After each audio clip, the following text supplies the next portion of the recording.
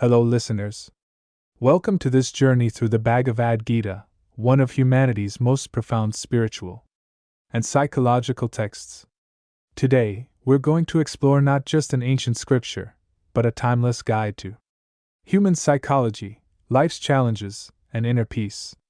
The Bhagavad Gita contains 700 verses divided into 18 chapters. It's a conversation between the warrior Arjuna and Lord Krishna on the battlefield of Kurukshetra. When Arjuna refuses to fight against his own relatives and teachers, Krishna shares with him the greatest wisdom about life itself. This is not just Arjuna's story. This is everyone's story. We all face moments in life where making the right decision feels impossible, where our values clash with our circumstances, where we feel lost and confused. So let's begin this transformative journey together. Chapter 1: The Yoga of Despair. The first chapter shows us how even the strongest warrior can be overwhelmed by life's difficult decisions. Arjuna stands on the battlefield and sees before him his beloved teachers like Dronacharya, his brothers, cousins, and loved ones. Arjuna's mental conflict begins. He thinks, how can I kill these people who have loved me? What good is victory and kingdom if my own people die? His hands tremble. The Gandiva bow slips from his grasp. He says, I will not fight. This chapter represents that moment when we feel stuck in life. When making the right decision seems impossible. When our values and circumstances collide. When anxiety and helplessness take over. Arjuna's confusion is actually the beginning of wisdom. He recognizes his ignorance. He tells Krishna, I have forgotten my duty. I am confused about what is right. Please guide me. I am your student. Teach me. And here begins the great teachings of the Bhagavad Gita. This is important to understand. Sometimes, admitting we don't know is the first step toward true knowledge. Arjuna's vulnerability becomes his strength. His willingness to learn opens the door to transformation. Chapter 2: The Yoga of Knowledge. In this chapter, Krishna gives Arjuna his first essential teaching. He says, Arjuna, why are you grieving? The soul is immortal. The body is temporary. Just as a person discards worn-out clothes and wears new ones, similarly, the soul discards worn-out bodies and enters new ones. The soul cannot be cut by weapons, cannot be burned by fire, cannot be wetted by water, and cannot be dried by wind. The soul is eternal, unchangeable, immovable, and ancient. Knowing this, you should not grieve. Then Krishna explains the concept of sthitaprajna, the person of steady wisdom. Such a person remains the same in happiness and sorrow, whose desires are under control, who is free from anger and fear. Krishna then speaks the most famous verse of the Gita, Karmanai vadhikarast ma phaleshu kadakana. You have the right to perform your actions, but you are not entitled to the fruits of your actions. In modern psychology, this is called process over outcome. When we let go of attachment to results and focus only on our work, our performance automatically improves. This reduces performance anxiety and stress. Krishna continues, change is the nature of life. What is permanent in this world? Nothing. Birth and death, gain and loss, victory and defeat, pleasure and pain, these are all temporary. The wise person remains balanced through all of these. This teaching is incredibly practical. Think about it. How much of our suffering comes from resisting change? From wanting things to stay the same? From fearing loss? When we truly understand that change is inevitable, that our body is temporary but our essence is eternal, many fears automatically dissolve. Fear of death, fear of loss, fear of failure, all of these diminish. The chapter teaches us detachment. Not indifference, but detachment. Continue doing your duty, but don't be emotionally enslaved by outcomes. This is the secret to both high performance and inner peace. Chapter 3: The Yoga of Action. In the third chapter, Krishna emphasizes the importance of action. He says, inaction is inferior to action. Even maintaining your body requires action. You cannot escape karma. All actions bind us except those performed as sacrifice. Therefore, perform your duty without attachment, as an offering. Krishna explains that selfless service brings inner peace. When we work only for ourselves, we create bondage. But when we work for society, for others, for a higher purpose, we become free. He also says that each person should follow their own dharma, their own nature.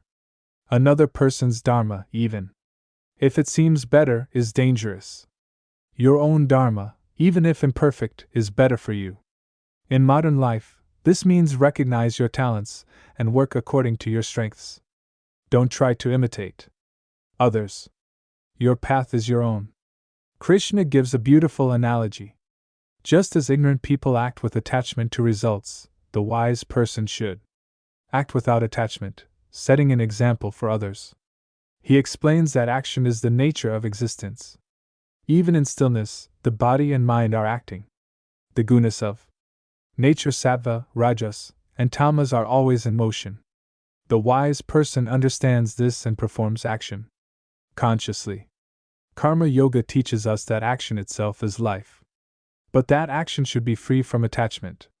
Only then will it liberate us from bondage. This is revolutionary. Most people think liberation means escaping from life, from duty, from responsibility. But Krishna says no. Liberation is found within action, through action, by transforming your relationship with action. Chapter 4: Wisdom and Action. In the 4th chapter, Krishna reveals his divine nature. He says, "Whenever there is a decline of dharma and a rise of adharma, I manifest myself. To protect the good, to destroy the wicked, and to establish dharma I am born age after age." This is not just about divine incarnation. It's about the eternal principle that good ultimately prevails. That consciousness always rises to restore balance. Then Krishna glorifies knowledge. He says, just as blazing fire reduces wood to ashes, similarly the fire of knowledge burns all karma to ashes. There is nothing as purifying as knowledge. The person who has perfected yoga finds this knowledge within themselves. The faithful person, whose senses are controlled, and who is devoted to acquiring knowledge, attains knowledge. Having attained knowledge, they quickly attain supreme peace. But the ignorant, the faithless, the doubting person perishes. For the doubting soul, there is neither this world, nor the next, nor happiness. In modern terms, education and self-awareness help us understand life's patterns. When we understand our thoughts, emotions, and behaviors, we can make better choices. Knowledge liberates us from the darkness of ignorance. It shows us what is real and what is illusion. Krishna also explains the concept of yajna, sacrifice. He says, the ancient seekers of liberation performed actions as sacrifice. Therefore, perform your duty as they did. Action, inaction, and wrong action, understanding these is difficult even for the wise. But one who sees inaction in action, and action in inaction, is truly intelligent. This profound teaching means that a sage can be completely still externally but tremendously active internally. And someone can be frantically busy externally but completely unconscious internally. True action comes from consciousness, not from compulsion. 5. Renunciation of action. In the 5th chapter, Krishna clarifies that true renunciation is internal, not external. Renunciation doesn't mean abandoning responsibilities. He says both renunciation and karma yoga lead to liberation. But between the two, karma yoga is superior. Because renunciation is difficult without action. The person who neither hates nor desires anything is a true renunciant. Free from the pairs of opposites, they are easily liberated from bondage. This teaching is ideal for work-life balance and mental health. You can fulfill your duties without being emotionally drained. Krishna explains that the wise person knows they are not the doer. The senses are moving among their objects. I am not doing anything, this is their understanding. Just as the lotus leaf remains untouched by water, one who performs actions offering them to the divine, abandoning attachment, is not tainted by sin.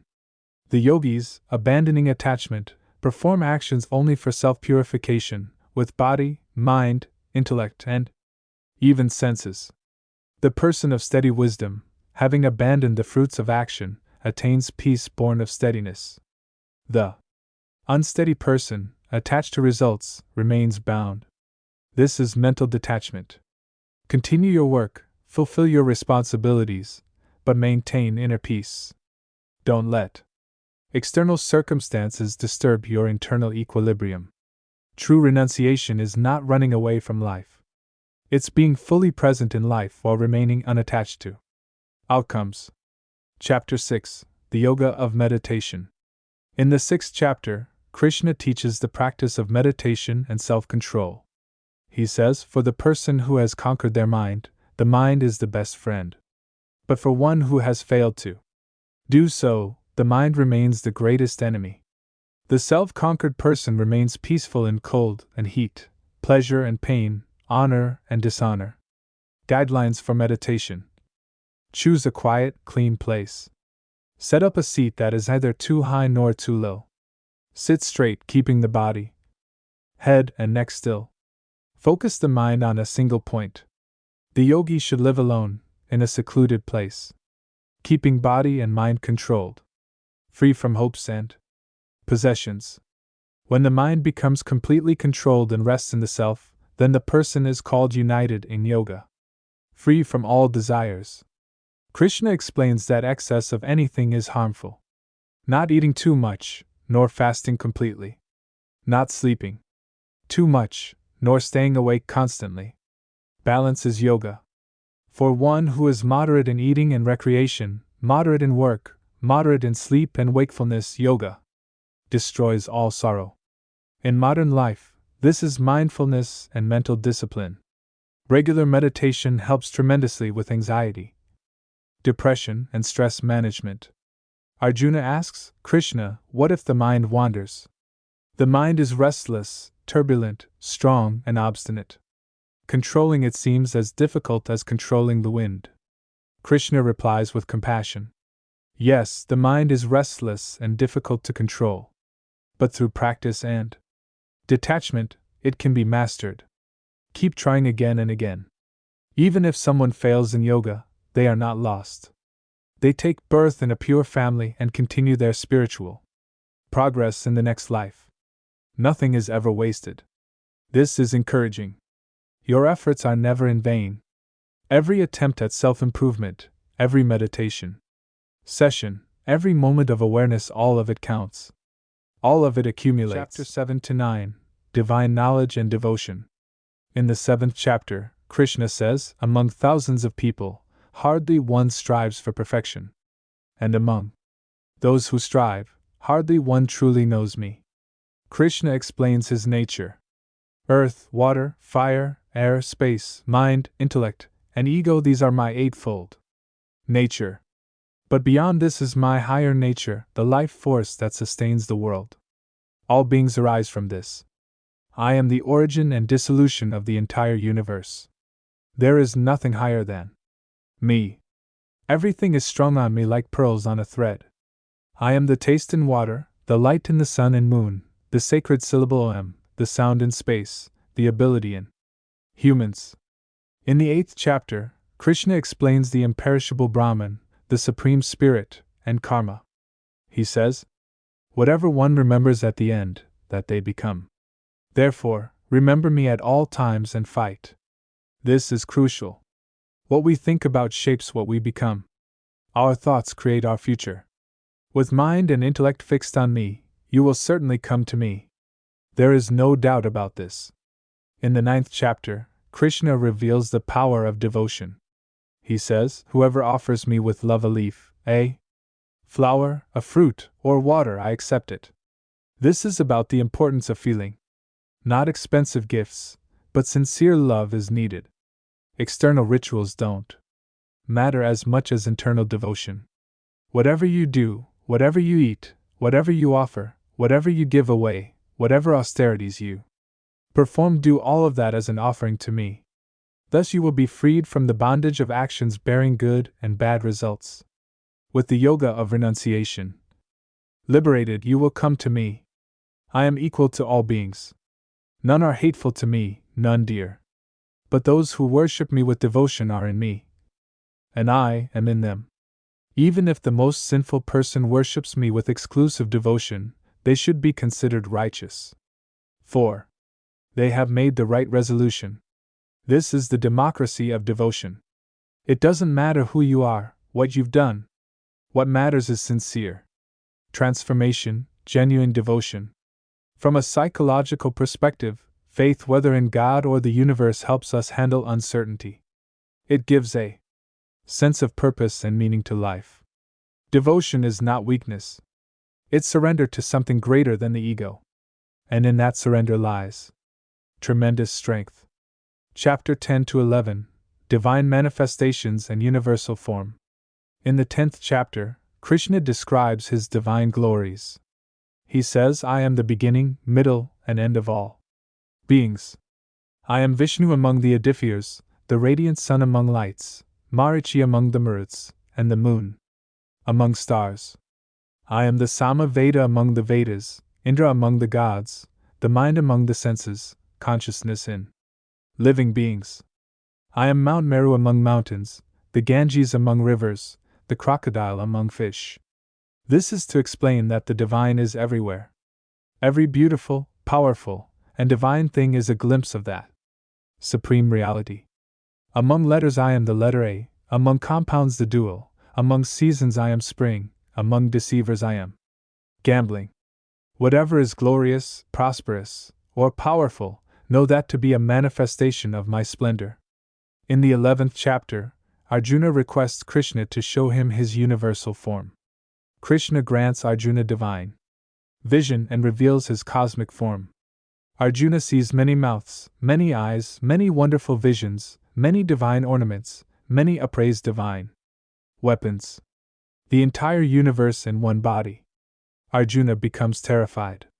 He says, Lord, this form is too terrible. Please return to your normal form. Krishna then resumes his human form and says, this form is very difficult to see. Even the gods long to see it. But only through single-minded devotion can it be known. This vision represents the vastness of existence, the interconnectedness of all things. When we glimpse even a fraction of this cosmic reality, the ego dissolves. Our small concerns seem insignificant. Yet Krishna returns to his gentle, human form. Because that's what we need. Not overwhelming cosmic visions, but a friend, a guide, someone we can relate to.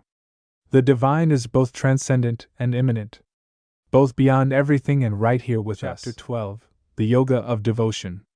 In the 12th chapter, Arjuna asks, who are better, those who worship you with devotion or those who worship the unmanifest Absolute? Krishna replies, those who fix their minds on me, worshipping me with faith, are the best yogis. Worshipping the unmanifest is difficult. Then Krishna describes the qualities of a devotee. One who has no hatred toward any being, who is friendly and compassionate, free from possessiveness and ego, equal in pleasure and pain, forgiving, always content, self-controlled, of firm resolve. With mind and intellect dedicated to me, such a devotee is dear to me. One who causes no disturbance to others and is not disturbed by others. Free from joy, anger, fear, and anxiety. Such a person is dear to me. One who is not dependent, pure, skillful, unconcerned, untroubled. Abandoning all undertakings motivated by desire, such a devotee is dear to me. These qualities are also very important in practical life. A calm, balanced, compassionate person is successful and happy. One who either rejoices nor hates, either grieves nor desires. Renouncing good and bad fortune, filled with devotion, is dear to me. Equal to friend and foe, equal in honor and dishonor, equal in cold and heat, pleasure and pain. Free from attachment. Equal in blame and praise, silent, content with anything, homeless, steady-minded, filled with devotion. Such a person is dear to me. This is the portrait of the ideal human being. Not someone who has renounced the world, but someone who lives in the world with wisdom, compassion, and balance. Chapter 13 to 15, Knowledge of the Field. In the 13th chapter, Krishna explains the distinction between the body and soul, the field and the knower of the field. He says this body is called the field. One who knows it is called the knower of the field. Know me as the knower of the field in all fields. What constitutes the field? The 5 great elements: ego, intellect, the unmanifest, the 10 senses, the mind, the 5 sense objects. Desire, hatred, pleasure, pain, the body, consciousness, resolve, all this combined is called the field. What is knowledge? Humility, absence of hypocrisy, nonviolence, forgiveness, straightforwardness, service to the teacher, purity, steadfastness, self-control. Dispassion towards sense objects, absence of ego. Perception of the pain in birth, death, old age, and disease. Non-attachment, freedom from entanglement with son, wife, home, and so on. Constant equanimity in desirable and undesirable events. Unswerving devotion to me through single-minded yoga. Resorting to solitary places, distaste for crowds. Constant pursuit of self-knowledge, perception of the goal of true knowledge. This is declared to be knowledge. Everything else is ignorance. In the 14th chapter, Krishna explains nature's 3 qualities: sattva, rajas, and tamas. Sattva is pure, illuminating, and binds through happiness and knowledge. Rajas arises from craving and attachment, and binds through action. Tamas arises from ignorance, causing delusion, and binds through negligence, laziness, and sleep. When sattva predominates, light and wisdom arise. When rajas predominates, greed, activity, and restlessness arise. When tamas predominates, darkness, inertia, and delusion arise. In the 15th chapter, Krishna describes the world as an inverted tree with roots above and branches below. This tree of samsara should be cut with the sword of non-attachment to reach the supreme abode. From modern psychology's perspective, this is the concept of the observer self. When you can observe your thoughts and emotions without being consumed by them, true freedom arises. The one who recognizes themselves as neither the body nor even the mind, but as the witness of both, has discovered the key to liberation. Chapter 16, Divine and Demonic Qualities. In the 16th chapter, Krishna describes divine and demonic qualities. Divine qualities: fearlessness, purity of heart, steadfastness and knowledge in yoga, charity, self-control, sacrifice, study, austerity, straightforwardness, nonviolence, truthfulness, absence of anger, renunciation, peace, absence of slander, compassion toward beings, freedom from greed, gentleness, modesty, absence of fickleness, radiance, forgiveness, patience, purity, absence of hatred, absence of pride. These are the qualities of one born with divine traits. Demonic qualities: hypocrisy, arrogance, pride, anger, harshness, ignorance. These are the qualities of one born with demonic traits. Krishna says those with demonic nature declare the world is unreal, without foundation, without God. Lust alone is its cause. Holding this view, these lost souls of small intellect and cruel actions arise as enemies for the destruction of the world. Resorting to insatiable desire, filled with hypocrisy, pride, and arrogance, holding wrong views through delusion, they act with impure resolve. Obsessed with countless anxieties lasting until death, considering sense gratification as supreme, convinced that is all. Bound by hundreds of ties of hope, given to lust and anger, they strive to accumulate wealth by unjust means. For sense enjoyment. Today I have gained this, I shall attain that desire. This is mine, this wealth too shall be mine. I have slain that enemy, I shall slay others too. I am the Lord, I am the enjoyer, I am successful, powerful, and happy. I am wealthy and highborn. Who is equal to me? I shall perform sacrifice, I shall give charity, I shall rejoice thus deluded by ignorance. This chapter is a roadmap for self-improvement. Identify which qualities you have and consciously develop. Positive qualities. Self-awareness is the first step to transformation. Without recognizing our faults, we cannot improve. Chapter 17: Three Types of Faith. In the 17th chapter, Krishna explains that faith is also of three types: sattvic, rajasic, and tamasic. The faith of each person is according to their nature. As is one's faith, so is that person. Sattvic people worship the gods. Rajasic people worship yaksha and rakshasas. Tamasic people worship ghosts and spirits. Food is also of three types. Sattvic food increases life, vitality, strength, health, joy, and satisfaction. Juicy, smooth, substantial, and naturally agreeable. Rajasic food is excessively bitter, sour, salty, hot, pungent, dry, and burning, producing pain, distress, and disease. Tamasic food is stale, tasteless, putrid, rotten, impure, and left over. Charity is also of three types. Sattvic charity is given at the proper place and time, to a worthy person, without expectation of return. Rajasic charity is given reluctantly, with expectation of return, or with a desire for fruit. Tamasic charity is given at an improper place and time, to unworthy people, without respect, or with contempt. Austerity is also divided into three types of body, speech, and mind. Bodily austerity includes worship of gods, Brahmins, teachers, and the wise. Purity, straightforwardness, celibacy, and non-violence. Austerity of speech includes truthful, pleasant, beneficial words, and regular recitation of scriptures. Mental austerity includes serenity of mind, gentleness, silence, self-control, and purity of being. When performed with faith, without desire for fruit, austerity is called sattvic. When performed for respect, honor, and worship, or with hypocrisy, it is rajasic and unstable. When performed with foolish obstinacy, or with self-torture, or to harm others, it is tamasic. This teaching tells us to examine our beliefs and habits. Is our faith constructive or destructive? Are our practices elevating us or binding us? Awareness transforms everything. Chapter 18. Liberation through Renunciation. Final chapter. The final chapter of the Gita summarizes all teachings. Krishna says, relinquishing actions motivated by desire is called renunciation, and relinquishing the fruits of all actions is called abandonment. Some scholars say all actions should be abandoned as evil, but other scholars say actions of sacrifice, charity, and austerity should not be abandoned. Krishna's opinion is that sacrifice, charity, and austerity should certainly be performed.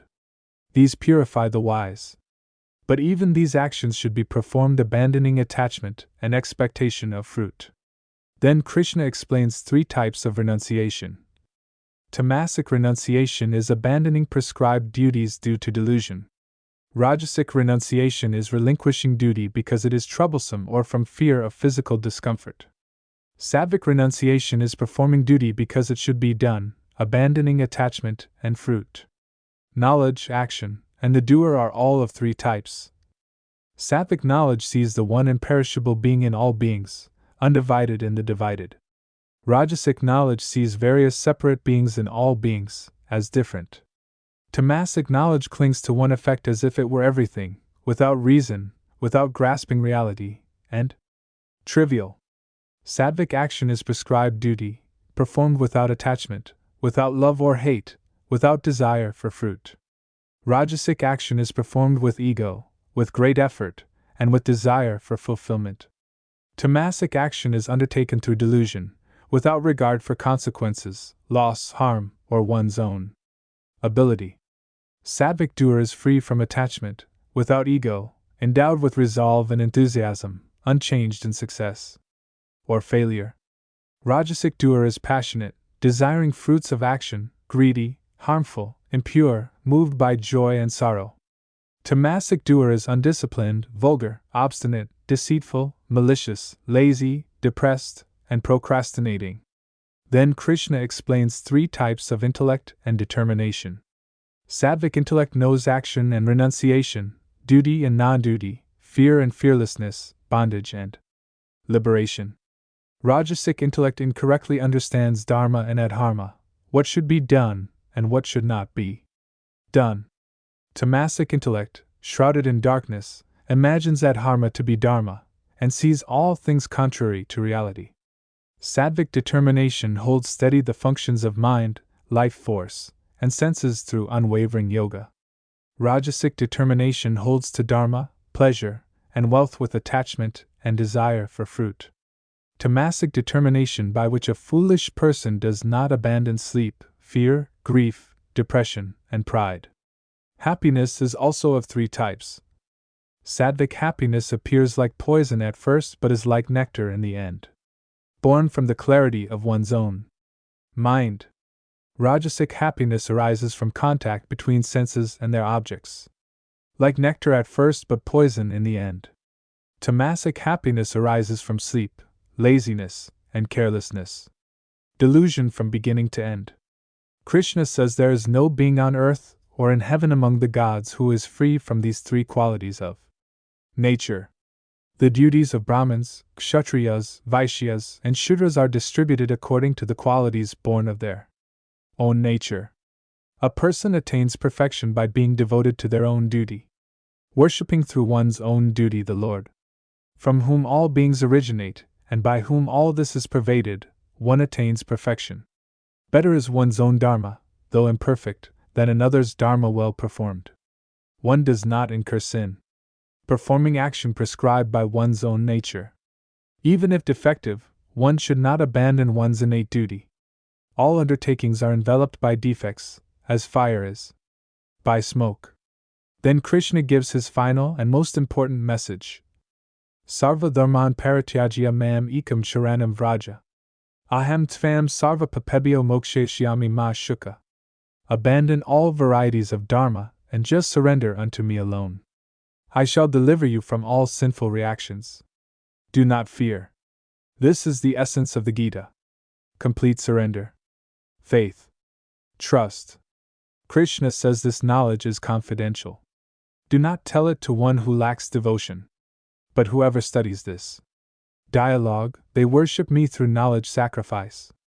And whoever listens to this with faith and without envy, they too, freed from sin, shall attain the auspicious worlds of the righteous.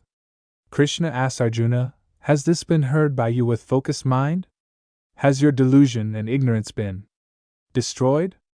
Arjuna replies, by your grace, my delusion is destroyed. I have regained memory. I stand freed from doubt. I shall act according to your word. So listeners, the Bhagavad Gita is not just a religious text. It is a psychology manual that helps us understand our mind. A life coaching guide that teaches us to face life's challenges. A stress management tool that teaches us to remain calm and centered. A decision-making framework that teaches us to distinguish right from wrong. Apply the core teachings of the Gita in daily life. First teaching, do your best, detach from results. This reduces performance anxiety. When we focus only on our effort, our work improves. Second teaching, you are not your thoughts. This gives mental peace. When we understand we are separate from our thoughts, we are not controlled by them. Third teaching, change is constant. This teaches flexibility. Changes will keep coming in life. We must learn to accept them. Fourth teaching, action is better than inaction. This gives motivation. Stop procrastinating. Start today. Fifth teaching, everything is interconnected. This develops compassion.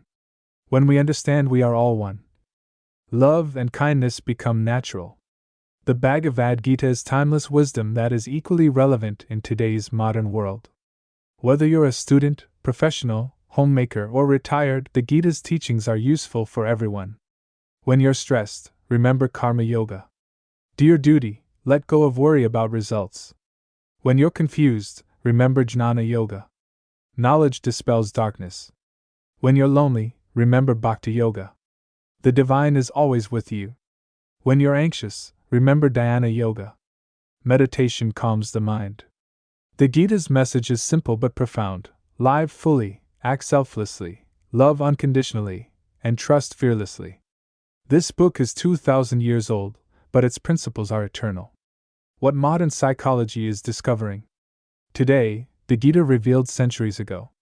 Mindfulness in the Gita as Jnana Yoga. Cognitive behavioral therapy in the Gita as discrimination and dispassion. Positive psychology in the Gita as sattvic qualities. Resilience training in the Gita as equanimity. So friends, read the Gita. Understand it. But most importantly, live it. Knowledge comes not just from reading, but from practice. If you implement even one teaching of the Gita in your life will transform. Start today. Take small steps. Read one verse a day. Apply one principle a day. Gradually you will see your perspective changing, your worries decreasing, your peace increasing. The Gita is a journey. Arjuna's journey. Your journey. All of our journey. From confusion to clarity. From darkness to light. From bondage to liberation. This audiobook ends here, but your journey is just beginning. Make the Bhagavad Gita your companion. At every turn in life, it will guide you. Thank you for listening to this sacred knowledge. Om Shanti Shanti Shanti. Hari Om Tat Saturday.